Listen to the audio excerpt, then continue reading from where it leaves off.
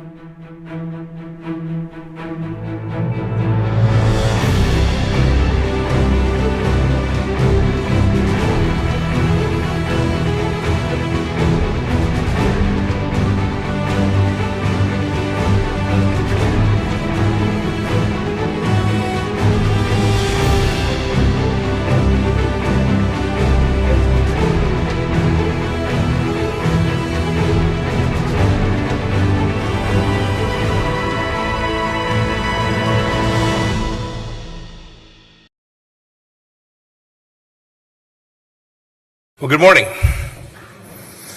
Thank you, Thomas, for the kind introduction, the kind words. Thank you, too, for the warm welcome. I have felt it everywhere. I was commenting that I'm going to be here in Germany for 2 days. I don't think I've been 2 days any one place in the last 3 years. And it has been a blessing and wonderful, and you all have been so gracious to me and to my team. I want to thank Foreign Minister Moss, too. He spent the whole day with me yesterday. It was a great show of hospitality and friendship. We traveled a good part of your country, and I want to thank the Kerber Foundation. You all have been so gracious to host us in this beautiful building. I love your founder's mantra, talking with people. It's fantastic, not about them. I wish that happened in Washington. I can handle Twitter storms too. As many of you know, I'm from the great state of Kansas. It's right smack dab in the center of the United States of America. And we've been welcoming German immigrants since the 1800s. They founded towns that I know people in and have campaigned in, towns like Bremen, a little town called Humboldt, Stuttgart, you know.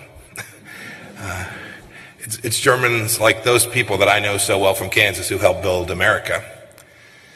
But my personal connection to your great country and to the German people began in the fall of 1986 as a younger, thinner, more daring Army second lieutenant in a place called Binlach, not far from Bayreuth.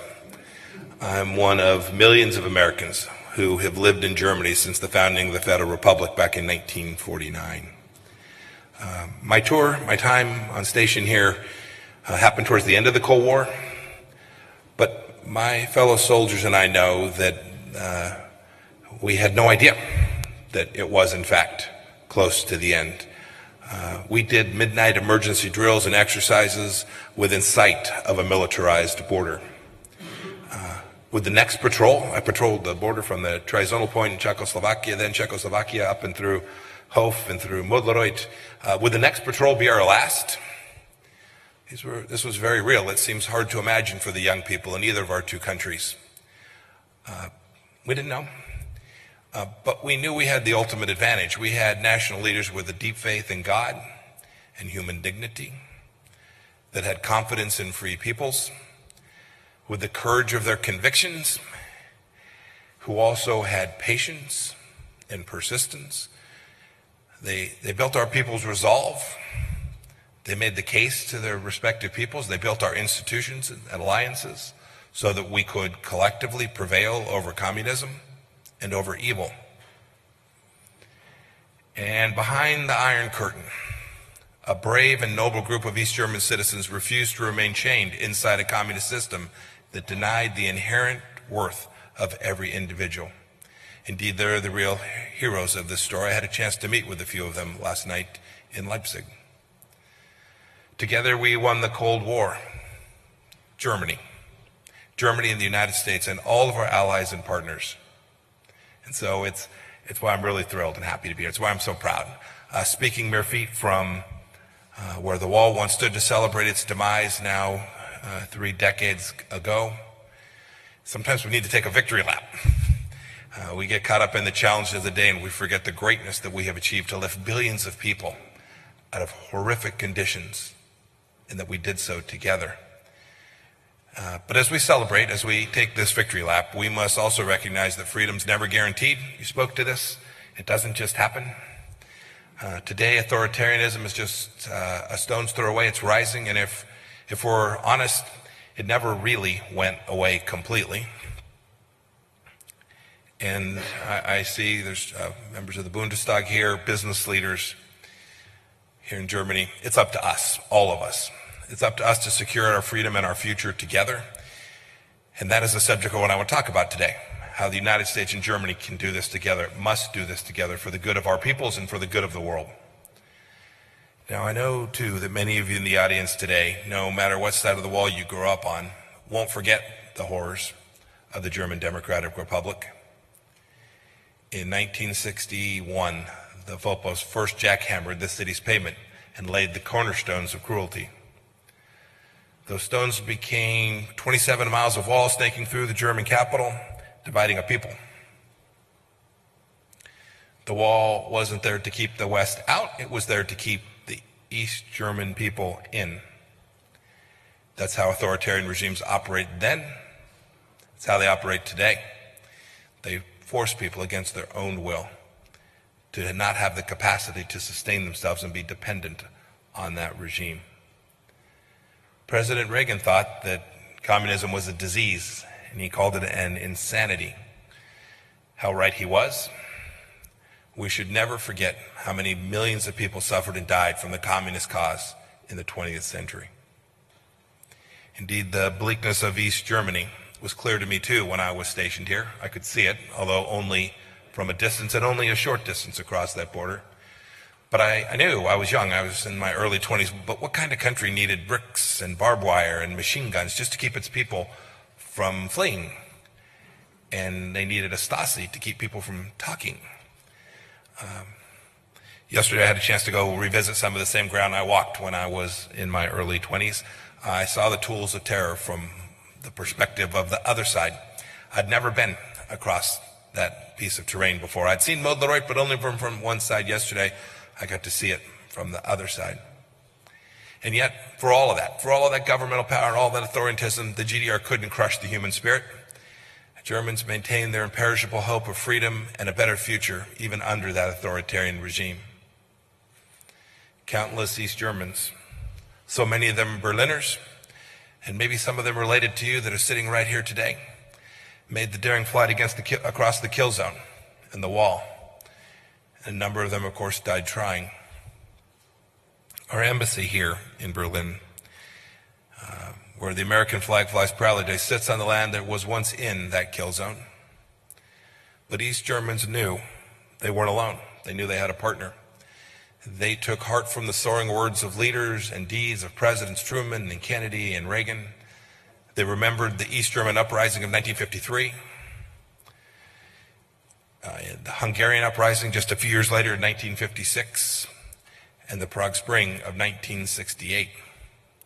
And they saw kindred spirits all across the world. They saw them in Poland, March for Solidarity. They felt the prayers of Pope John Paul II. And they saw the courage to be free in the student protest in Tiananmen Square. And at their back was all of us. It was the wind of Western resolve and power. That mission wasn't always easy. It seems, as we think about the challenges between allied partners today, the kerfuffles that make all the news, we think it was the halcyon times. There were challenges then too. I could recount them. Look, NATO suffered France's departure from its integrated military command in the 1960s. And the United States tried to taunt with the Soviets without success later than that. Chancellor Kohl weathered political opposition, enormous political opposition and protests when he deployed U.S. nuclear missiles in Germany in an attempt to deter Soviet aggression. We shouldn't forget that Mitterrand and Thatcher didn't support reunification at first. It's not historic for nations to have differences in judgment at times. But as Reagan said, two things were absolutely non-negotiable: our collective freedom and our collective future. We knew that deep down, a system that was afraid of its own people could never be sustained. I believe that wholeheartedly today. We just didn't, thank you. We just didn't know when it would end. Neither the lieutenant in the field, nor the president of the United States, nor the chancellor of Germany knew the moment that it would come, but we knew it was absolutely imperative that we fight for it. And I think there's a real lesson there. There's a lesson there for those of us who think that authoritarian regimes are destined to live forever. They are not. In 1989, on the day before George H.W. Bush's inauguration, Erich Honecker predicted the wall would stand in, quote, 50 and even 100 years, end of quote. I'd just left. I left in the beginning of October of 1989 to return to my next duty assignment. Had no idea that I left just a couple weeks early. German courage brought down 294 days later. It's made my visit to St. Nicholas Church last night in Leipzig particularly poignant for me. The German triumph inspired others to throw off the chains of the Soviet Empire too and secure their own freedom, their own future, their own dignity. So, here we are on this 3-decade anniversary, celebrating a monumental victory for mankind's natural longing for freedom. For this great city of Berlin, for Germany, for the German people, but also for the West. All of us had a moment after those days where we lost our way in the afterglow of that proud moment. We thought perhaps that the collapse of communism in Berlin and Moscow and the rest of the Eastern Bloc was the start of an inevitable trend worldwide. There were those who wrote about the end of history. We thought free societies would flourish everywhere, and in some places they indeed have. But we most importantly thought that we could divert our resources away from alliances and militaries and the things that had secured those very freedoms. Sadly, we were wrong. We were wrong about the human condition and the nature of the course that many countries might take today. Today, Russia, led by a former KGB officer stationed in Dresden, invades its neighbors and slays political opponents. It suppresses the independence of the Orthodox Church in Ukraine. Russian authorities, even as we speak, use police raids and torture against Crimean Tatars and Ukrainians who are working in opposition to Russian aggression. In Chechnya, anyone considered undesirable by the authorities simply disappears. In China, the Chinese Communist Party is shaping a new vision of authoritarianism, one that the world has not seen for an awfully long time. The Chinese Communist Party uses tactics and methods to suppress its own people that would be horrifyingly familiar to former East Germans. The People's Liberation Army encroaches on the sovereignty of its Chinese neighbors, and the Chinese Communist Party denies travel privileges to critics, even German lawmakers, who condemn its abysmal human rights record.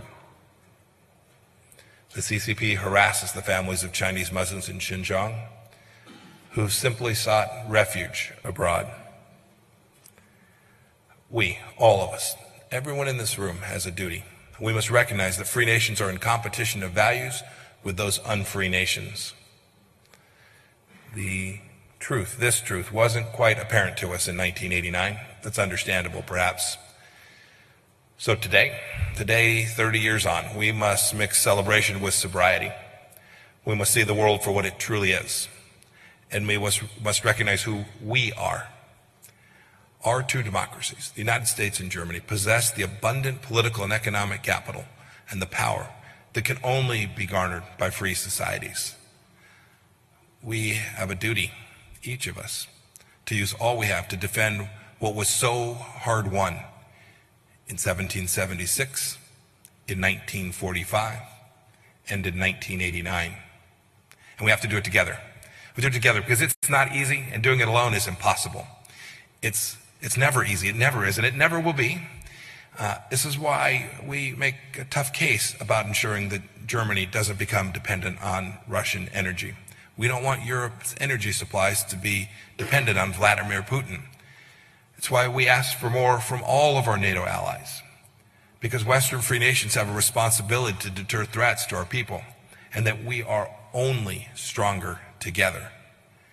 It's why President Trump asks every nation to help pressure the revolutionary regime in Tehran to get back to the negotiating table and get Iran to do the simple thing, to behave like a normal nation and not conduct assassination campaigns right here in the heart of Europe. And it's why I spend a fair amount of my time talking about the risks that are presented to the world by the Chinese Communist Party, its acquisition of sensitive technology firms and Chinese companies intent to build out the world's next networks. Your own intelligence chief said that Huawei cannot be fully trusted because it is subject to the power of the Chinese Communist Party. It's why we must speak up when we see human rights abuses inside of China, in Burma, in Iran, and elsewhere, because if you don't lead, if America doesn't lead, who will? Today, my fellow Americans and I rejoice with the German people. The wall is no more. But let us not take lightly the threats to our freedoms, the challenges that we all face from regimes that rule instead of govern, regimes that crush rights instead of protect them, regimes for which this anniversary is a fearful warning, not a cause for celebration. Those of us who want to spread freedom must confront those that want to spread their vile ideology, to dominate free nations of the world and to subvert the rule of law, and to undermine the multilateral institutions that matter so much to freedom. They want to turn them to their own political ends. We have to collectively move forward, look forward, and face this threat with our eyes wide open if we're to overcome it. I know that we will. It's our duty to decide the terms on which our people will live, and we want them to live in peace and in freedom. So let's resolve today, all of us, those of us in government, those of us in business. Let us stand together in unity. Let us stand together as allies. Let us stand together as dear friends, as we have always been. We've done it before. I am very, very confident that we will continue to do it and do it again and again. I hope God will bless each of you. God will bless this great country, Germany, and our close friendship together. And I look forward to taking some questions today. Thank you all so much.